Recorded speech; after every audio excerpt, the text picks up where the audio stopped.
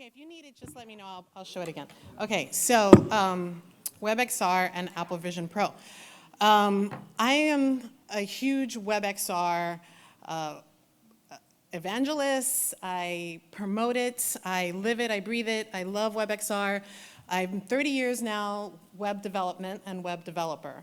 I jumped into XR, or at the time it was just virtual reality and not even augmented reality yet, back in 2007, 2008, around there, and that was when I jumped into a lot of like metaversal spaces, Second Life, Entropia, World of Warcraft, and I was always reminded of the fact that Neil Stephenson said that the internet was the metaverse. Like, the internet was this place that we were going to go to and get completely immersed and lost. And as these headsets started to emerge, the DK kit came out, and people were strapping VR on our faces, and we were getting completely lost in these applications. And we had these headsets that were very much singular experience. I started to realize that the web, really had more to offer in that way. And at the same time, the W3C had organized into a group, the Immersive Web Working Group, and they then incorporated and made WebXR. And I've just been following it the entire time and keeping abreast of what's going on. I'm an independent developer, and I'm agnostic, so I love to work with all hardware devices and all platforms, and I'm very big on interoperability, and I'm very big on the fact that in order to make a holistic, comprehensive experience that multiple people can enjoy and have, you have to take in consideration many different viewports, many different ways of accessing this information. And I think WebXR really hones that in really well and gives you a lot of freedom and a lot of ability to do that. Oh, how does this move? Is it? These might not be the right slide. This might be the, oh, there it goes. Okay, there it goes. Okay. All right. So why is WebXR important, right? Well, WebXR is very important because you can use it in the browser. And what's really cool about the current modern browsers that we all work with is that they're all kind of in a kumbaya with each other right now. Being really spearheaded by Google with Chromium, all browsers worth anything like Safari and the Edge browser and Samsung's internet browser along with Chromium, they all give you these very nice experiences that are pretty consistent across the board, standardized, and they are able to work on many different devices, headsets, the mobile device, the iPad, whatever it may be. Now, the reason why I think WebXR is so valuable in multiple communities and multiple industries is because everybody has a web presence. Everybody has developed their online resources. Everybody has stores of data and information that's already online that could be leveraged and used in WebXR. And right now, the state of WebXR is kind of getting turnkey a bit, especially since if you understand HTML, you now have a whole library of tags that you can use. You've got the model tag, you've got the related tag, you've got A-frame, and all of that is based on very simple tags that you can place into a web page, a document, and publish that, and that will instantly take you into a VR experience or an AR experience. Very seamless. And you have control because it's on your web, right? It's on your website and your web servers and in your domain. So the key features of WebXR is the ability to have these immersive experiences both in VR and in AR, and being able to switch seamlessly between the two. And because these things are standardized now, the browser already understands these things. And when you lay out your code, you could definitely indicate like with Safari, you have the related tag, and you can indicate that it's either AR or VR, and Safari automatically knows how to handle this piece of content. And it could be a URL link, it could be an actual scene, a USDZ scene, it could be a GLTF, and it even can be a link into a deeper Unity application. So there's just so many different options that you have working with devices and with WebXR. Then you've got the device API, which is very important. That's what the W3C is in charge of really honing in and making sure that those standards work together so that if you are on a MetaQuest Pro or an Apple Vision Pro or even an iPad or an iPhone, the gesturing, the way that the hardware handles, the UI, the UX inside the scene is all consistent and it's standardized across the board. So all these browsers are working with the device API and making sure that they work in standard with each other. And this working group meets every month. They have, so it's an ongoing, it's a living language of WebXR. Everybody's got a seat at the table. So these languages that you're using, the key technologies, will be WebGL, WebAssembly, 3JS, A-Frame, Reality Composer Pro, Babylon.js, and Xcode. And Babylon.js, 3JS, and WebGL are all JavaScript API-based languages.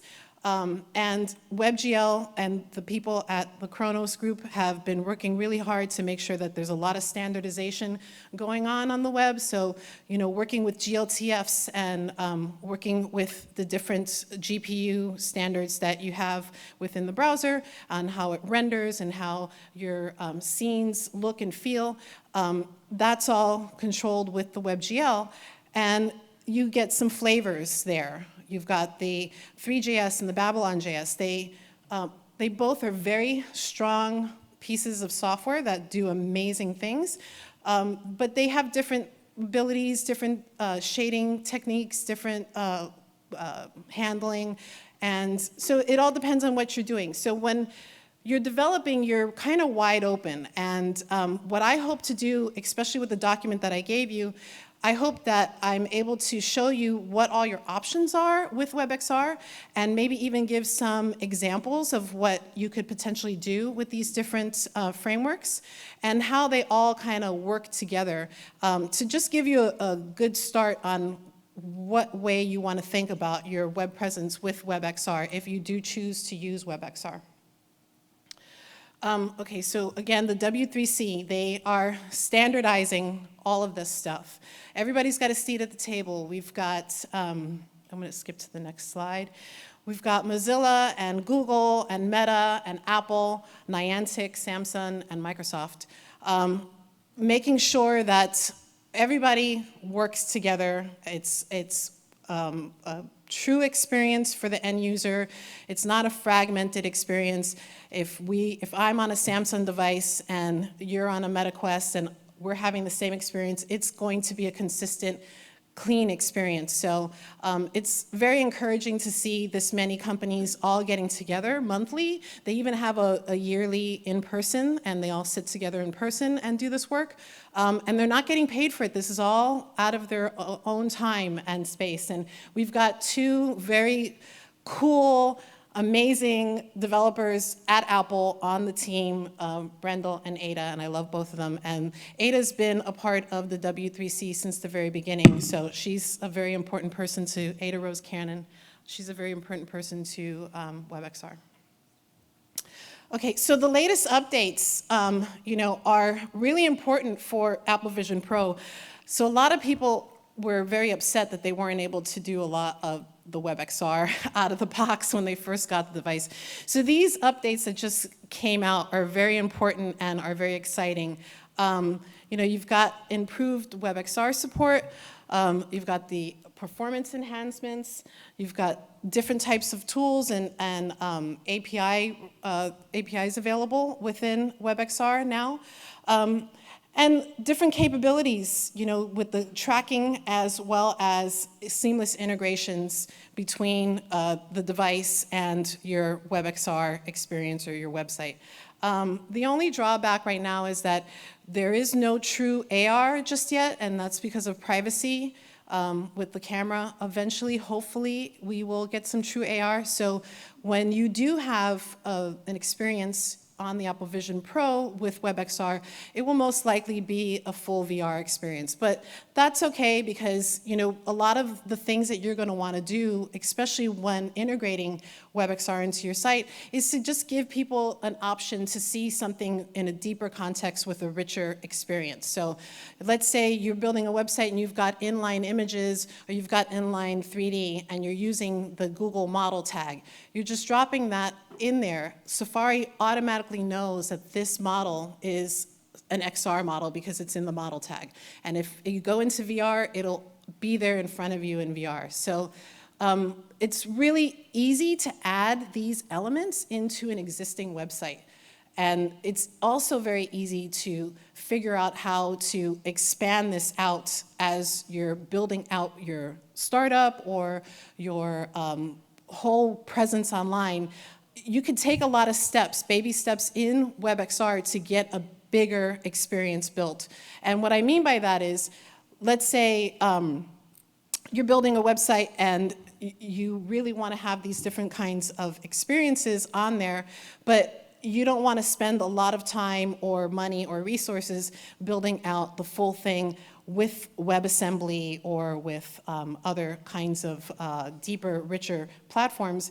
You could start off by using Apple Quick View or Quick Look and Reality Composer, and you can set up scenes and have those inline on your web page so that you could then bring people into those experiences.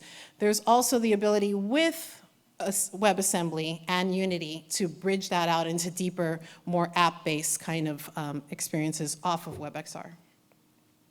So I wanted to take questions right now if you have questions, but also I didn't know that we couldn't do a live. I thought we were going to do like more of a sit-down kind of workshop, so I was going to show like a live demo. But Ada made an amazing chess game within WebXR, and on the document there's a link there. You can jump to it. If you have a Vision Pro, you can just open it there, or you can even do it on your phone or on the iPad. And it's a live chess game that's built with WebXR, just to give you a demonstration of how easy this is to get into it, and how how interactive and the fidelity and the beauty of the images here.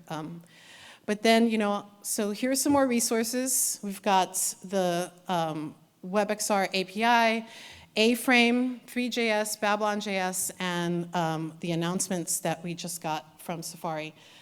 A-Frame is a very important platform to consider if you are really going to be seriously diving into WebXR. There's a whole library of shaders and environments and different types of entities that are available in A-Frame that are already within tags. So it's really easy to just grab these tags and add them in to your site, and then you automatically have an immersive experience. 3JS and Babylon.js, you definitely have to be a pretty hefty JavaScript developer, but that's the beauty of it. If you're already a JavaScript developer, you've already been developing on the web for years, making websites, you can now step into the realm of XR with 3JS and Babylon.js. And that's it, if anybody's got any questions.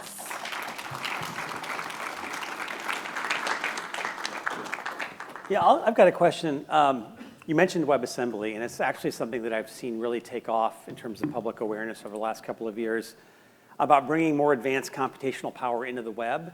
And I think a lot of people aren't even familiar with what WebAssembly is and the kind of native binary power that it can bring to the web. Can you talk a little bit about kind of WebAssembly, maybe some tie-ins to the WebXR opportunity and pushing the limits and bounds of computing on the web? Right. So WebAssembly definitely allows you to have more security and more control over your web application or your WebXR application.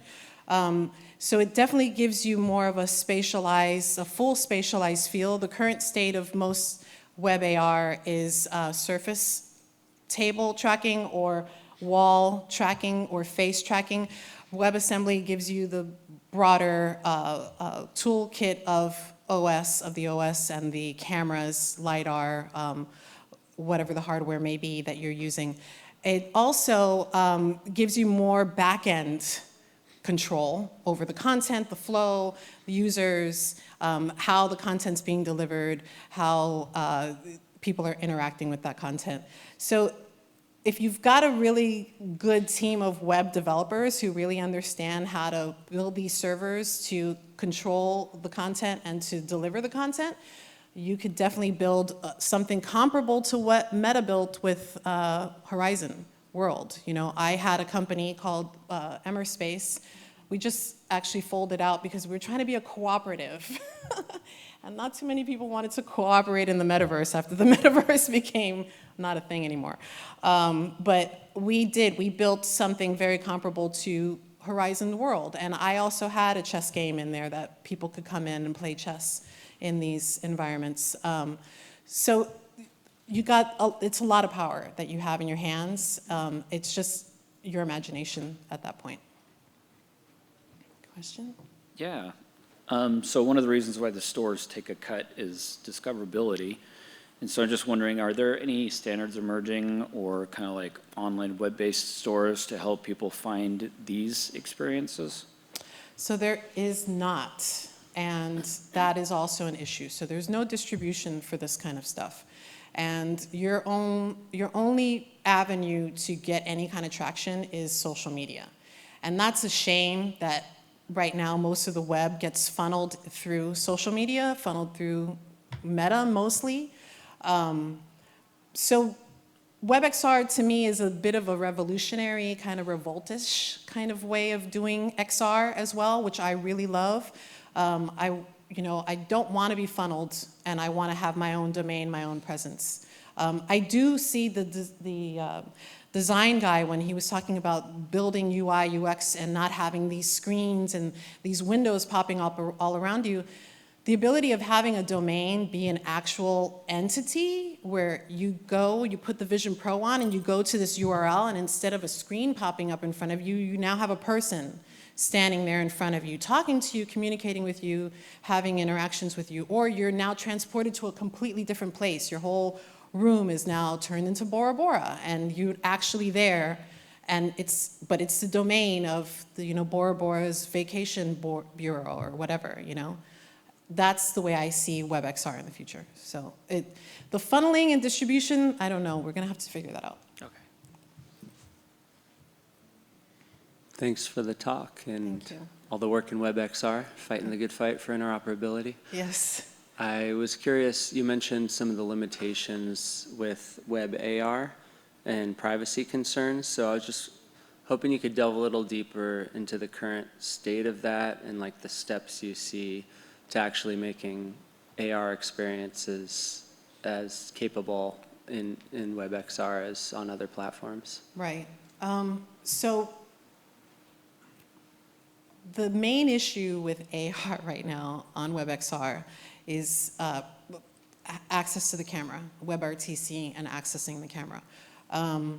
In other browsers like Chrome and Samsung, I think they're a little bit looser with how you interact with the camera, but you still have to opt in. So there's a whole opt-in list that you have to go through. Can I use the camera? Can I use the microphone? Can I use orientation? Can I do whatever? There's always opt-in happening. And I know that Apple's having an issue with the privacy going from the front cameras. So I don't know how they're going to solve that, honestly. And the opt-ins are a problem. There's got to be some sort of key of some sort in the future that when you go to these domains, your key just gives you all the pass and access to everything, and you're already opt-in right away. But right now, that's the main issue with WebXR. It's opting in, and because it's so easy to inject nefarious stuff with JavaScript. and it's very easy to hack these web pages, you know, even in a Apple Vision Pro. So yeah, we got to figure that security out. Yeah. So previously you was talking about the fact that you work with Apple, Google, and other web platforms. In the past, if you would want to use the SIG stuff, you would have to have a hook into the ARKit or AR Core. How's it handled today? It handles it today. So that's part of what's going on with the WebXR API, device API, making sure that devices like MetaQuest and Vision Pro that have SIGed off can have full SIGed off experiences in the web, on a web browser. So it's there, yeah, full SIGed off. Yeah, it's beautiful, actually. It really is a matter of your PC and the browser you're using, you know. The latest version of Safari is probably going to be amazing, and the latest version of Chrome is always top choice for WebXR experiences. So let's say if you're a typical web developer, what would be the route to take to convert to XR? I would definitely dive into Babylon.js and 3.js. Really hone in the mesh handlings, the geometry handlings in both of those applications. Really hone in the motion capture and the body capture of a person with those applications. I think they've got really great scene rendering right now. You can make beautiful high fidelity scenes with these scripts. So yeah, I think those are the two that I would suggest anybody to jump into right away. And then if you are not necessarily a great JavaScript developer, but you tinker and you understand a bit of JavaScript, then applications like Wonderland Engine and Play Canvas are really good for people who don't know that much of coding, but want to build out a WebXR scene and publish a WebXR page. Thank you. Hi there. Hi. Faye from YouTube XR again. Hi. I had a follow-up question to that distribution question that was just asked. So as I'll sort of give my practical example. So YouTube TV uses an open sourced web-based framework called Cobalt. But so the framework, they build it all in a web framework, but then wrap it up for distribution on different app stores. For your experience, how close is like WebXR to be able, you know, like does it sound reasonable? If that's something you can do on the web right now, WebXR can fall into that category as well. And the reason why is because most WebXR experiences, unless you're going directly from a link directly into the experience, if somebody is stumbling onto the experience, they're going to go to a landing page first. They're going to land on a web page with a landing page. So any normal web URL link that could be put into that kind of distribution system can, WebXR can be allowed to be put in there too. Do you know any apps doing that? Does anyone here do that? Not yet? Okay. Thank you. Thank you, guys.